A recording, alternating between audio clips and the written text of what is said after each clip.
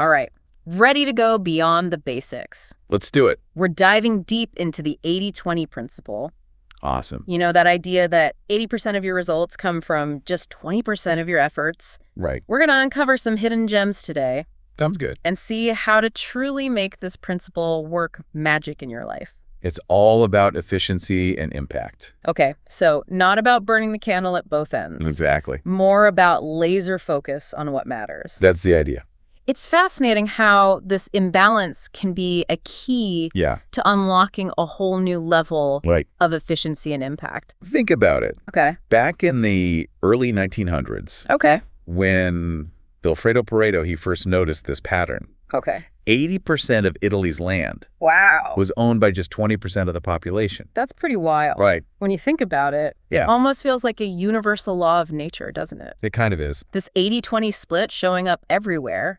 From business to relationships, even our personal habits. It's a pattern. It's not just a coincidence. Once you understand this principle, you can use it. Strategically. So how do we find those high-impact actions? Our vital few. It's about understanding your own unique patterns.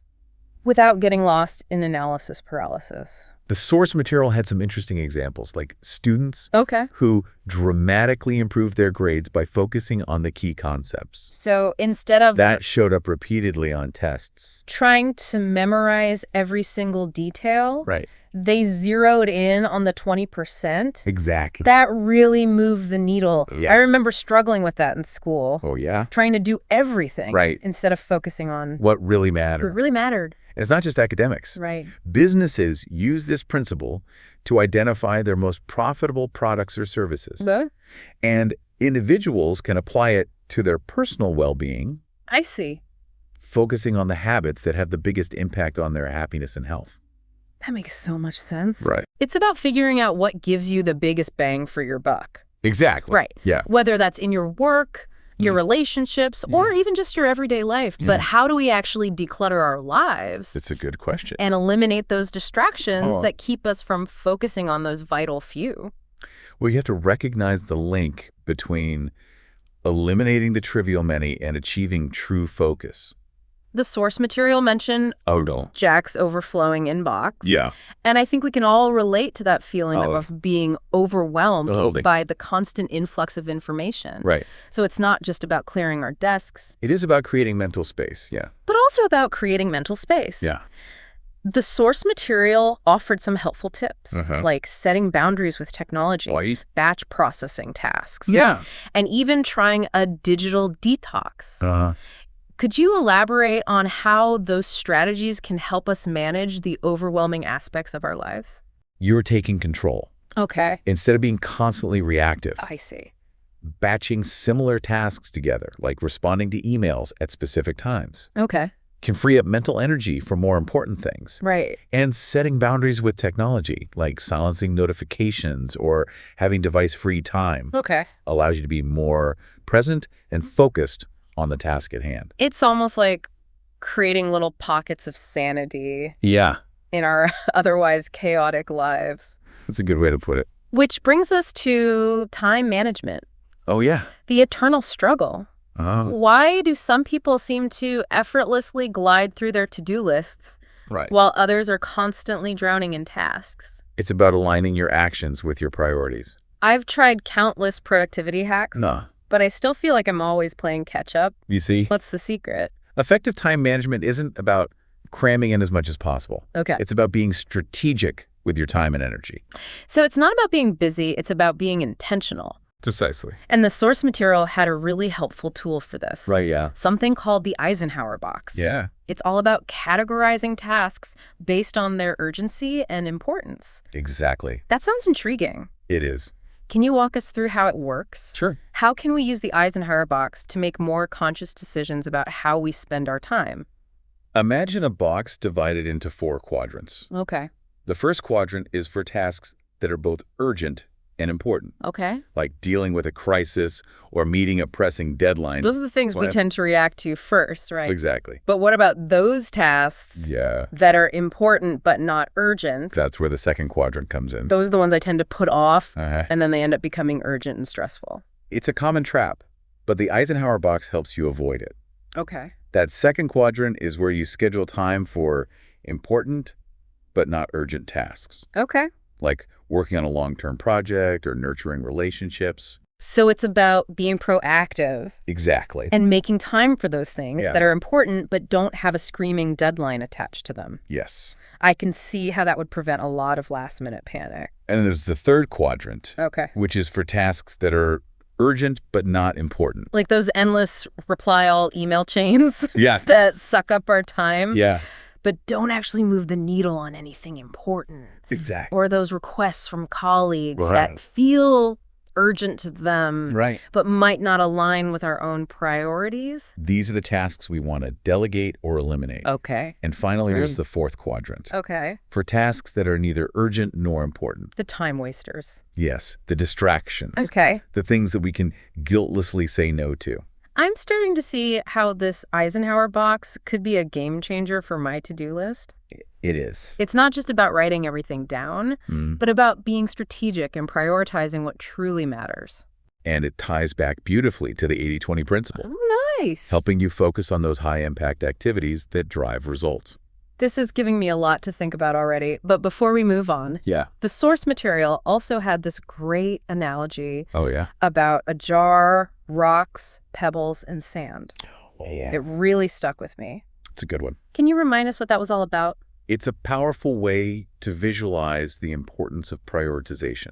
Okay. If you try to fill the jar with sand first, there's no room for the big rocks. I see. Which represent your most important priorities. Oh. But if you put the rocks in first, okay, then the pebbles, then the sand, everything fits. It's a great visual reminder that if we don't prioritize those big rocks, those things that truly matter to us, they'll get crowded out by the less important stuff, and we'll end up feeling like we're constantly scrambling. Exactly. So we've got the Eisenhower box and the jar analogy to help us prioritize. But how do we actually translate that into concrete actions? What are the specific steps? It starts with identifying your goals. Okay.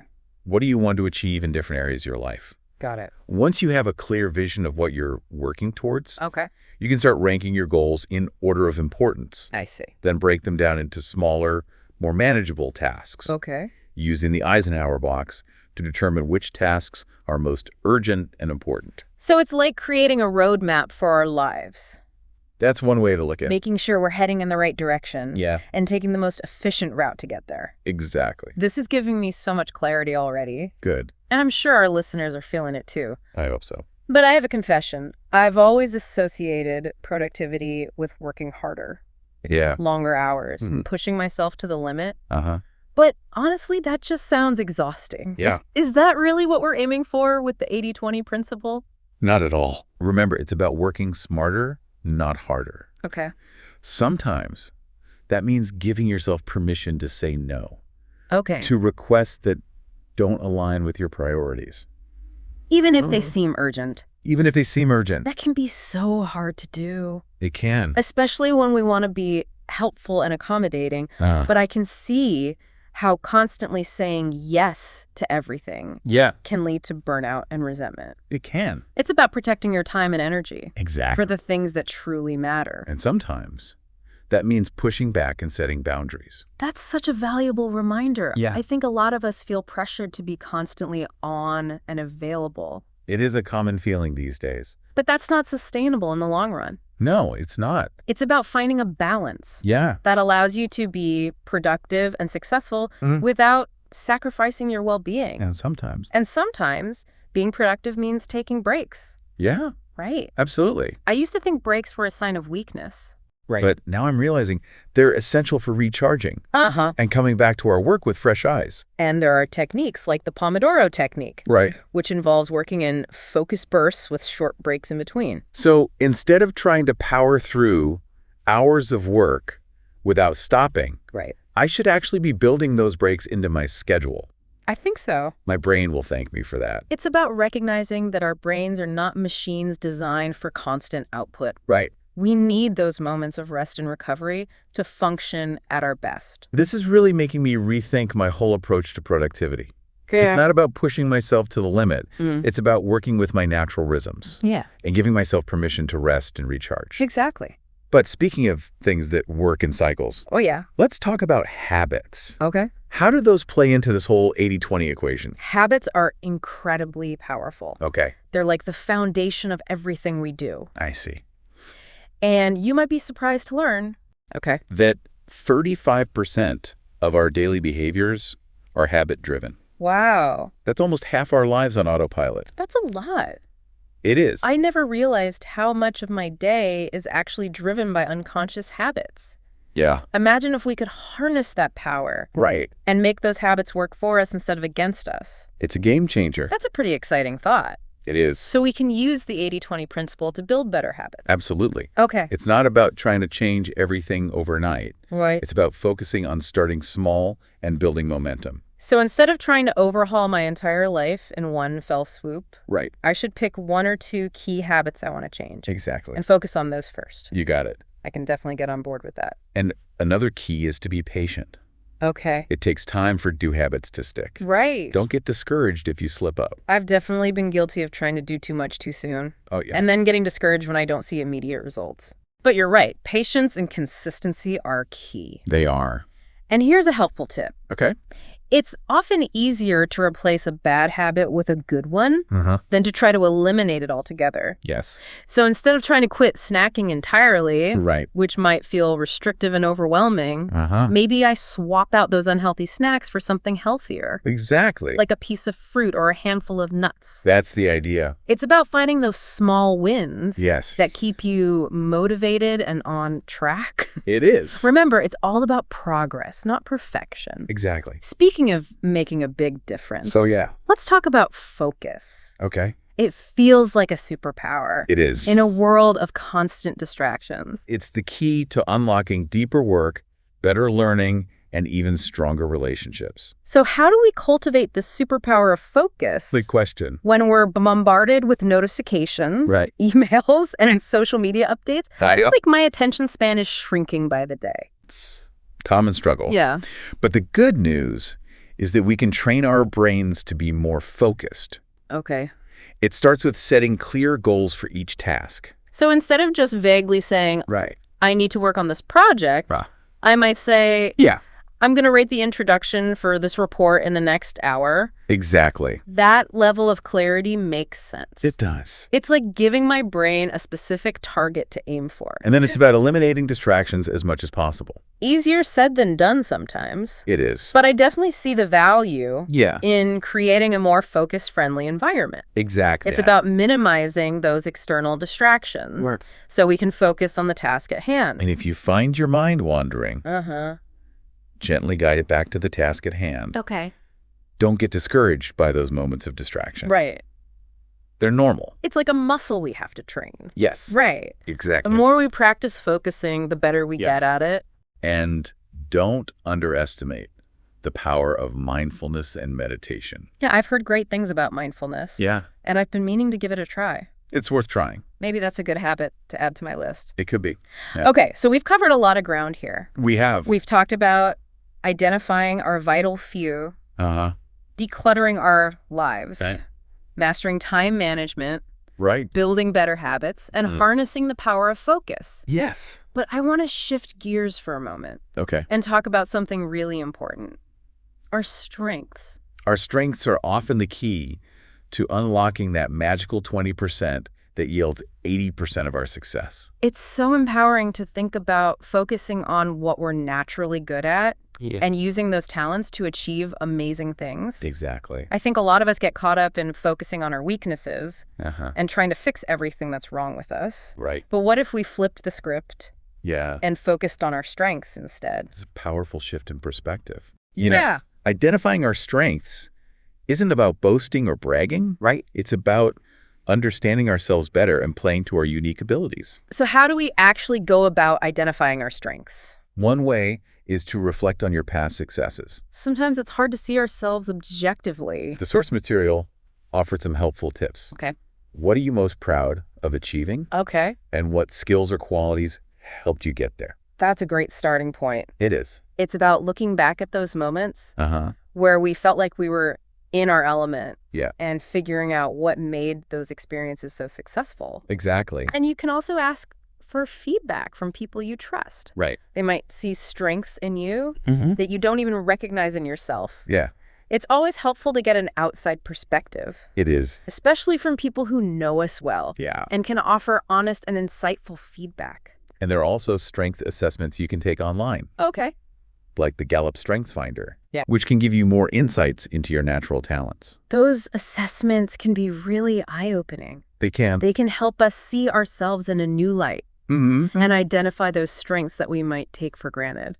So once we have a good understanding of our strengths, how do we actually leverage them to work smarter? It starts with prioritizing tasks and projects that align with your strengths. That's a good place to start. Okay. For example, if you're a natural communicator, maybe you focus on activities like networking, public speaking, or writing. And if there are tasks that really drain you or that you're not good at, maybe you can delegate those to someone else. Yeah. Or find ways to minimize or eliminate them altogether. Exactly. It's about playing to your strengths as much as possible and outsourcing or minimizing those activities that sap your energy and don't bring you much joy or success.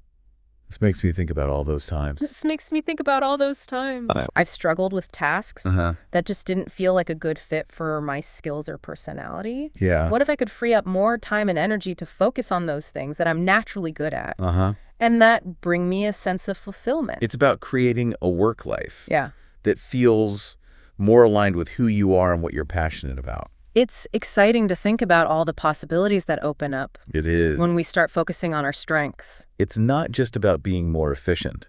It's about feeling more fulfilled and engaged in our work. And it's about recognizing that everyone has unique talents to contribute. Absolutely. It's not about comparing ourselves to others, but about embracing our own individual strengths and using them to make a positive impact. I'm thinking about Steve Jobs. It's a beautiful reminder that we all have something special to offer the world. Yeah. But our individual strengths can also be amplified when we work together. Definitely. Right. I'm thinking about Steve Jobs and his team at Apple. Oh, good example. Jobs wasn't an engineer. Right. But he had a brilliant sense for design and user experience. Yeah. And he surrounded himself with incredibly talented engineers and developers who brought his vision to life. That's a fantastic example. It's like creating a symphony of strengths. Yeah. Each person playing their part to create a harmonious and powerful whole. And when you leverage your strengths, you not only get better results, but you also tend to enjoy the process more. It's like finding your flow state. It is. Where you're so engrossed in what you're doing that time seems to fly by. Yeah, yeah. Okay, so we've talked about identifying our strengths, aligning our actions with them. But what about our environment? Our environment is crucial. How does that play into this whole equation? It's like the fertile soil that allows our goals to take root and flourish. I love that analogy. It makes me think about how a plant needs the right amount of sunlight, water, and nutrients to thrive. Exactly. So what makes for a supportive environment for us humans? Well, it involves both our physical surroundings and the relationships we cultivate. Okay. Let's start with the physical environment. Okay. Clutter is a major enemy of focus and productivity. Yeah. So decluttering our workspaces and homes can make a huge difference. I think we've all experienced that feeling of overwhelm when surrounded by piles of papers, unfinished projects, and just general chaos. Yeah. It's like our physical environment reflects our mental state. It does. And vice versa. And it's not just about physical clutter. Okay. It's also about creating spaces that inspire and motivate us. Okay, so like an inspiration board? Maybe it's a corner in your office where you put up motivational quotes or pictures of your goals. Yeah, I love the idea of creating an inspiration corner. It's about surrounding ourselves with things that uplift us. Okay. And remind us of what we're working towards. And then there's the layout of our workspaces. Oh, yeah. It should be functional and efficient. Exactly. With the things we need most often within easy reach. So you're not wasting time constantly searching for things. Right. It's about optimizing our physical space to support our workflow. And let's not forget about the importance of our social environment. Our social environment is huge. Surround yourself with people who support and encourage you. Yes. Who challenge you to grow and become your best self. It's like having your own personal cheerleading squad. It makes such a difference to have people in our lives who believe in us and want to see us succeed. And mentors can be incredibly valuable. Oh, yeah. Someone who has already achieved what you aspire to. Like a guide. Yeah. Can offer guidance, advice, and support along the way. Exactly. It's like having a map and a compass for navigating the sometimes treacherous terrain of life. And accountability partners are great too. Having someone who's been there before can make the journey so much smoother. Having someone to check in with can make a huge difference in staying motivated. It's amazing how much more we can achieve. It is. When we have a supportive community around us. It's like having a team of people who are rooting for us and helping us stay accountable. But let's not forget about our emotional climate. Oh, that's a big one. Which can have a huge impact on our well-being and productivity. How do we cultivate a positive and supportive emotional environment for ourselves? Well, it starts with fostering positivity within ourselves. Oh, wow. Practice positive self-talk. Yeah. Avoid negative thinking traps. And celebrate your small wins. Those are good practices. And it's crucial to manage stress effectively. Absolutely. Stress can really derail our best efforts. It can. So incorporating things like meditation, deep breathing exercises, or even just taking short breaks to walk and clear our heads can be incredibly helpful. Absolutely. Right? It's about being aware of our own emotions. Yes. And understanding the emotions of others. Developing emotional intelligence. It's like having a built-in emotional GPS that helps us navigate the complexities of human interaction. And last but not least, Okay. we have our digital environment. Oh, yeah. Which plays a huge role in our lives these days. It's so easy to get sucked into the vortex of social media. It is. Emails and constant notifications. It's like our phones are designed to hijack our attention. And keep us hooked on a never-ending stream of information and stimulation. It's true. So it's crucial to declutter our digital spaces, just as we declutter our physical spaces. Unsubscribe from unnecessary emails. Okay. Organize our inboxes. Okay. And be mindful of the content we consume online. So it's about being intentional with our time and energy. Exactly. Both online and offline. Yes. It's about creating boundaries and choosing to engage with technology in a way that supports our well-being and goals. Creating a supportive environment is an ongoing process. Right. It's about continually assessing what's working and making adjustments as needed. Right. It's about creating a space, both physically and mentally, where we can thrive and achieve our goals. Exactly. It's like creating a sanctuary for our minds and souls. I like that. A place where we can feel grounded, focused, and inspired. Yeah. But before we wrap up this first part of our deep dive, let's touch on one more crucial aspect of life. Relationships. Relationships are important. How do we apply the 80-20 principle to this area? Which is often seen as something that should be driven by love and connection, rather than efficiency and productivity. It's important to approach this topic with sensitivity. Okay. The 80-20 principle isn't about reducing our relationships to a cold, calculated equation. Right. It's about recognizing that our time and energy are finite resources. Okay. And that we can make choices that allow us to nurture our most important relationships without spreading ourselves too thin. So it's not about cutting people out of our lives or becoming emotionally detached, but rather about being more mindful of how we invest our time. Welcome back. Act for more. I'm ready to dive even deeper into the practical side of the 80-20 principle. All right. In the first part, we laid the groundwork, exploring the core concepts and how they can apply to various areas of our lives. But now, let's get down to brass tacks and see how we can actually make these principles work for us in tangible ways. Let's make it practical. Absolutely. I'm all about making this actionable. I agree. After all, what's the point of knowledge if we don't actually put it into practice? Right, you got to use it. Yes. So let's revisit the idea of identifying your vital few. Okay. We talked about tracking your time, right? Yes. Imagine you're a busy professional. Okay. Juggling multiple projects, meetings, emails. You spend a week meticulously logging everything you do. Okay. And how long each task takes. Got it. At the end of that week, you analyze your log. Okay. And something interesting emerges. What's that? You might discover that those 2-hour-long team meetings, the ones that fill you with dread, aren't actually contributing as much to your key projects as you thought they were. Ouch. Right. That's a painful realization. It is. But a necessary one. But here's the good news. Okay. On the flip side, you might find that the 30 minutes you carve out each morning for brainstorming, the time when your creative juices are flowing, is when your most innovative and impactful work happens. Okay. That becomes part of your vital few. All right. Those activities that generate the most significant results. I'm starting to see how this works. Yeah. It's like separating the wheat from the chaff. Exactly. Identifying those activities that give us the biggest bang for our buck. Right. And prioritizing those. But then the question becomes, how do we actually declutter our lives and eliminate those distractions that prevent us from focusing on those vital few? It's easy to say, eliminate the trivial many. Right. But where do we even begin? Well, small changes can make a big impact. Okay.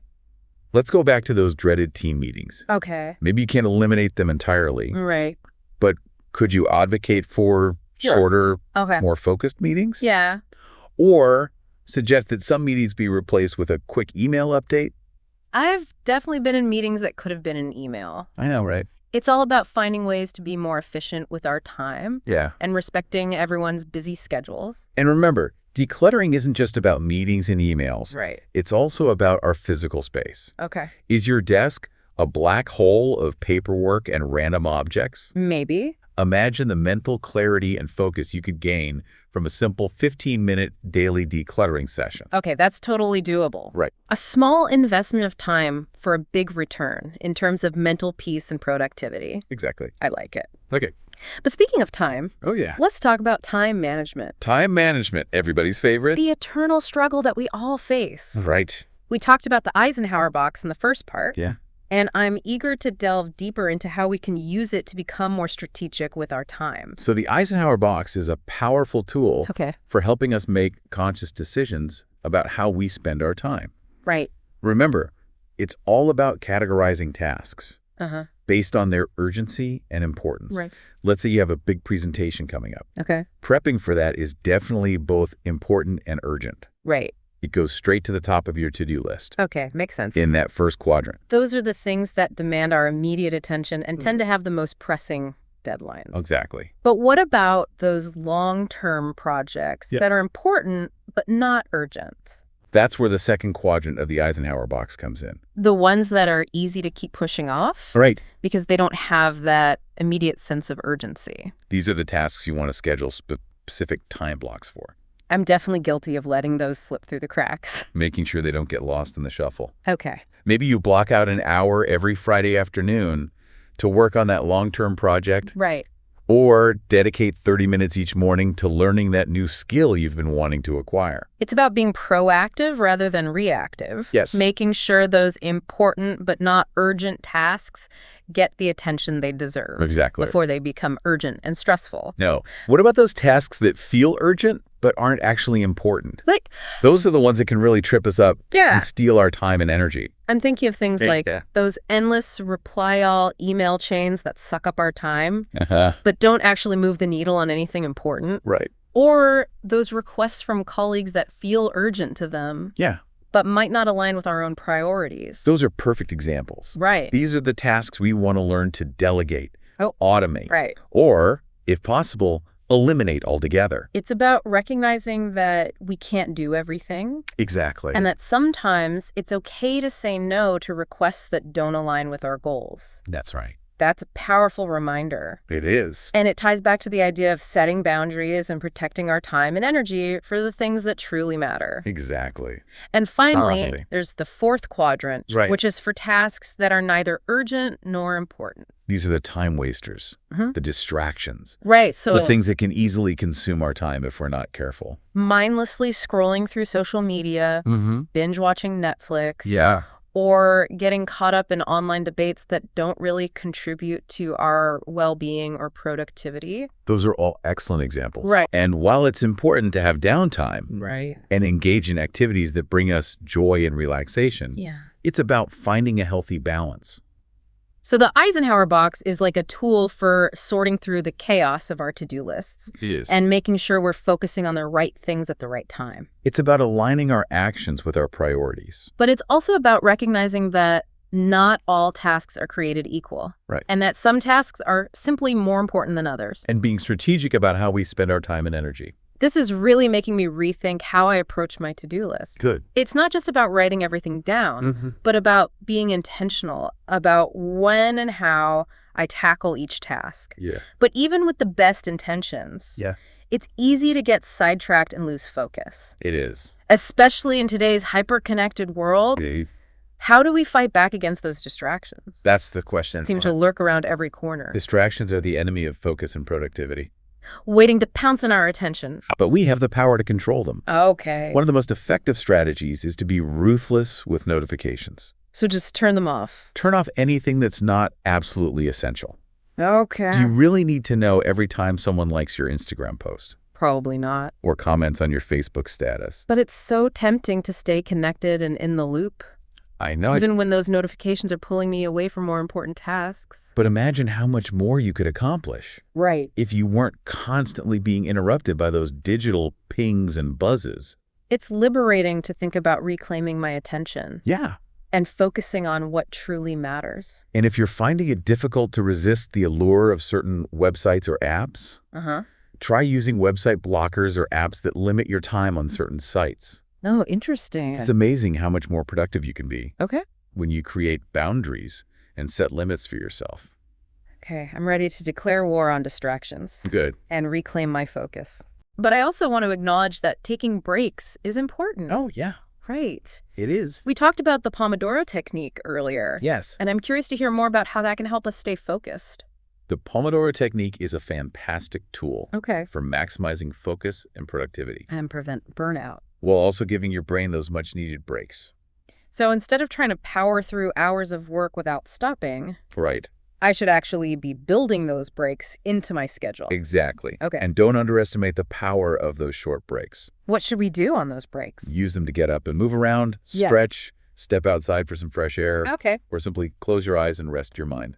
This is making me realize that true productivity isn't about pushing ourselves to the limit, but about working in a way that's sustainable and supports our overall well-being. But let's shift gears for a moment and talk about habits, which play a significant role in our productivity and our overall lives.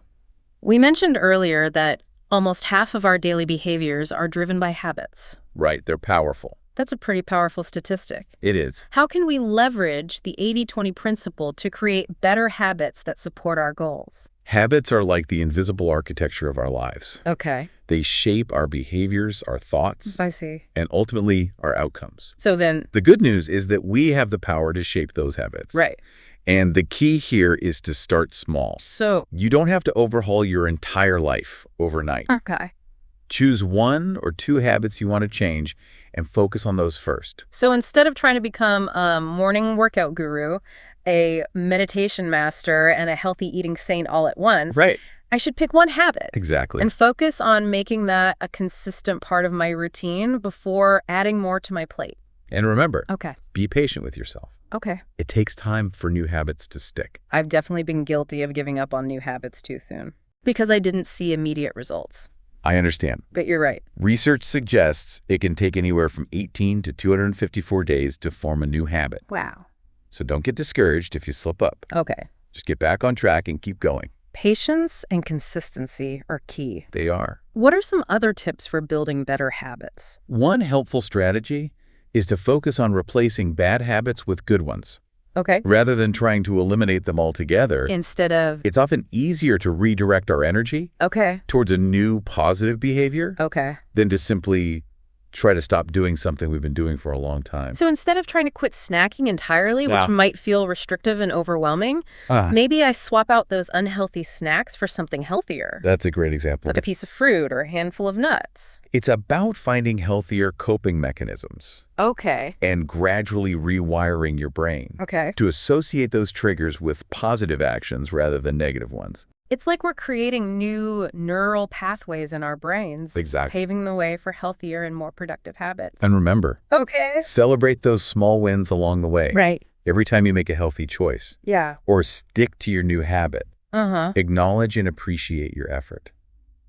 That's a great reminder.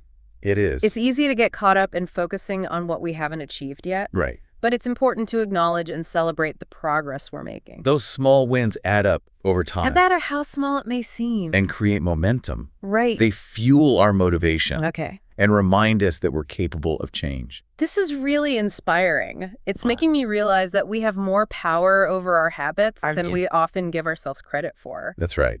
But let's talk about focus again. For focus. We touched on it earlier, but it's such a crucial aspect of productivity and success. It is. That I think it deserves a little more attention. How do we cultivate this superpower of focus? It's a good question. When we're constantly bombarded with distractions. We live in a world designed to distract us. I feel like my attention span is shrinking by the day. But focus, like any skill, can be strengthened with practice. Oh? And it's about creating the right conditions for focus to flourish. So what are some practical tips for creating a more focus-friendly environment? Start by designating a specific workspace. Okay. A place where you go to do your most important work. Like? This could be a desk in your home office, a quiet corner in a library. Oh, okay. Or even a cozy spot in your favorite coffee shop. So it's about having a dedicated space that signals to our brains, it's time to focus now. Exactly. Once you've created that dedicated space, make it as distraction-free as possible. Yes, clear your desk of anything that might tempt you to stray from your task. Okay. Put your phone on silent. Or better yet, in another room. Right. And close any unnecessary tabs on your computer. It's about minimizing those visual and auditory cues that can pull our attention away from what we're trying to focus on. And let the people you live with know that when you're in that space, you're not to be interrupted unless it's an emergency. It's about setting boundaries. Yeah. And communicating our need for uninterrupted time. Exactly. I think a lot of us feel guilty about asking for that space. I think a lot of people do. But it's essential for doing our best work. And remember, when you sit down to work, set clear intentions. Okay. What are you going to accomplish in this specific work session? Right. Having that clarity will help you stay on track. So instead of just opening up my laptop and seeing where the day takes me, I should have a specific plan of attack. Exactly. Give your brain a roadmap and a destination. I like that. And if you find your mind wandering, gently guide it back to the task at hand. Okay. Don't get discouraged by those moments of distraction. Right. They're normal. Just acknowledge them and refocus. It's like training a puppy. It is. We have to be patient and persistent, gently guiding our attention back to where it needs to be. And don't be afraid to experiment with different focus tools and techniques. Okay. There are apps that can block distracting websites. Oh, interesting. Play focus-enhancing music, or even guide you through breathing exercises. It's about finding what works best for you and your unique needs and preferences. Exactly. Okay, I'm feeling more empowered to tackle distractions and cultivate that superpower of focus. Remember, focus is a muscle that gets stronger with practice. Okay. The more you intentionally cultivate focus, the easier it will become. This is all starting to come together. We're learning how to identify our vital few, declutter our lives, master our time, build better habits, and harness the power of focus. But before we move on, I want to touch on one more crucial aspect of the 80-20 principle. Leveraging our strengths. Okay. We talked about this briefly in the first part. We did. But I think it deserves a little more attention. After all, it's such an empowering concept. It's about recognizing that each of us has unique talents and abilities. It is. And that we can achieve extraordinary things when we focus on what we're naturally good at. Exactly. Remember, identifying our strengths isn't about boasting or bragging. It's not. It's about understanding ourselves better. Yeah. And playing to our unique abilities. And sometimes it's hard to see ourselves objectively. It's about embracing who we are. Yeah. And using our natural gifts to make a positive impact in the world. What are some practical tips for identifying our strengths? One helpful exercise is to reflect on your past successes. Oh, good idea. Think about those moments where you felt like you were in your element, where you achieved something you were truly proud of. What skills or qualities helped you achieve those successes?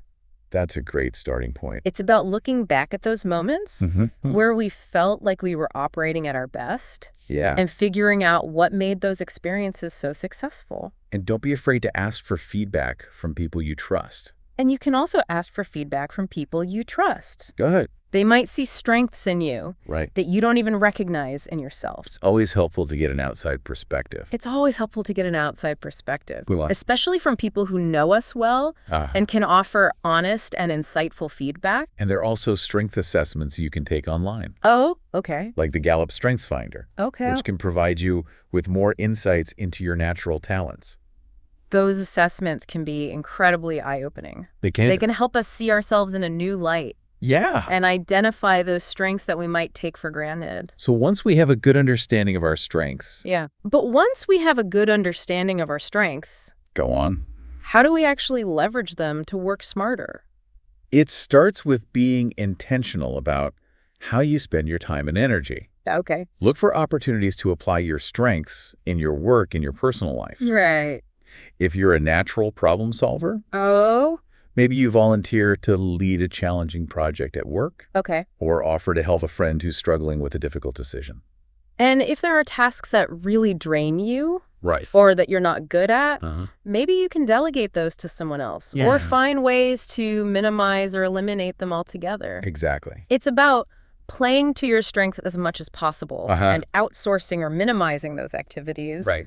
That sap your energy and don't align with your natural talents. It's about creating a work life. It's about creating a work life. Go on. That feels more aligned with who you are and what you're passionate about. Exactly. It's exciting to think about all the possibilities that open up. When we start focusing on our strengths. It's not just about being more efficient. Right. It's about feeling more fulfilled and engaged in our work. And it's about recognizing that everyone has unique talents to contribute. Absolutely. It's not about comparing ourselves to others, but about embracing our own individual strengths and using them to make a positive impact. That's a fantastic example. It's a beautiful reminder that we all have something special to offer the world. It is. But our individual strengths can also be amplified when we work together. When we work together, yeah. Right. Yeah. I'm thinking about Steve Jobs and his team at Apple. I wasn't an engineer. Right. But he had a brilliant sense for design and user experience, and he surrounded himself with incredibly talented engineers and developers who brought his vision to life. It's about recognizing that we don't have to do everything ourselves. It's like creating a symphony of strengths. Yeah. Each person playing their part. We can achieve so much more when we collaborate. To create a harmonious and powerful whole. With others who have complementary skills and talents. And when you leverage your strengths, you not only get better results. But you also tend to enjoy the process more.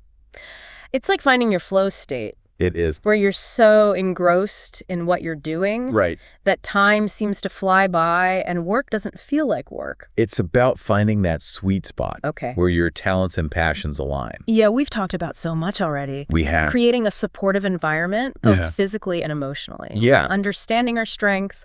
Identifying our vital few. But I feel like we haven't spent much time discussing our digital environments. That's true. Which can be a major source of distraction and overwhelm these days. They can. How do we apply the 80-20 principle to our digital lives? A great question. And create a more balanced and fulfilling online experience? Our digital environments play an increasingly significant role in our lives. Right? And it's easy to get caught up in the constant stream of information.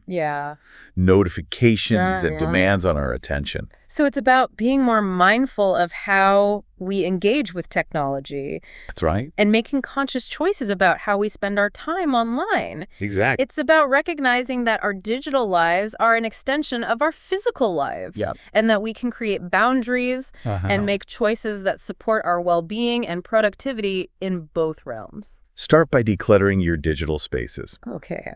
Unsubscribe from those newsletters you never read. Okay. Unfollow those social media accounts that don't inspire you or bring you joy.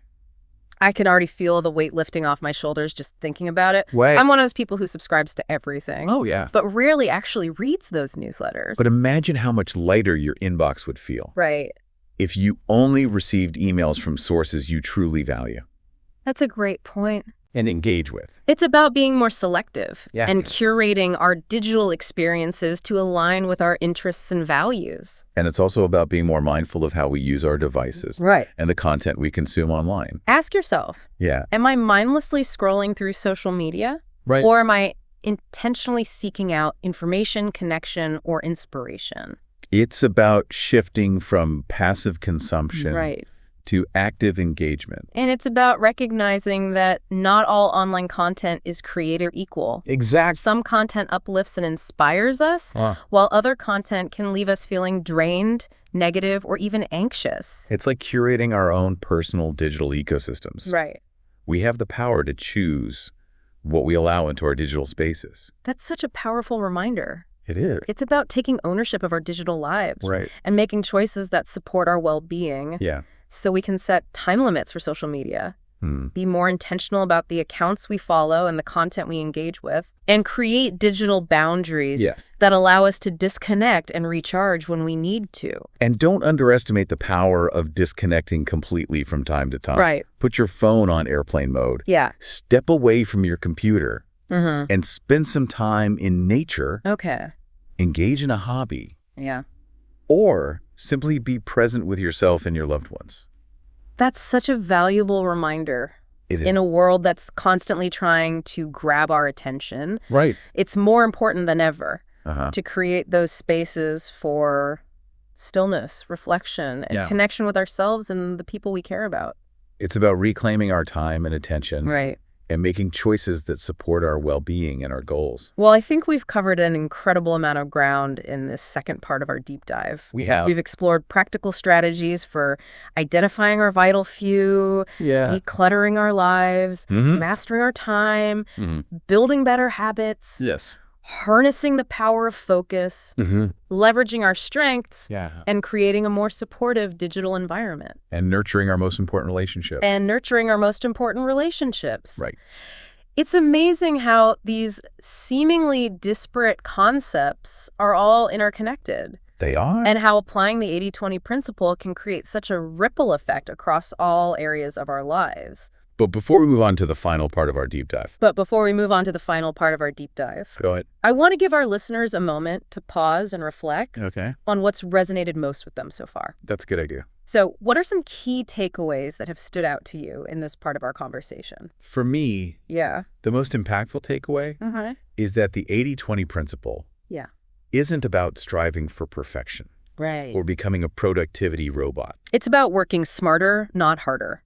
Exactly. And creating a life that feels both successful and balanced.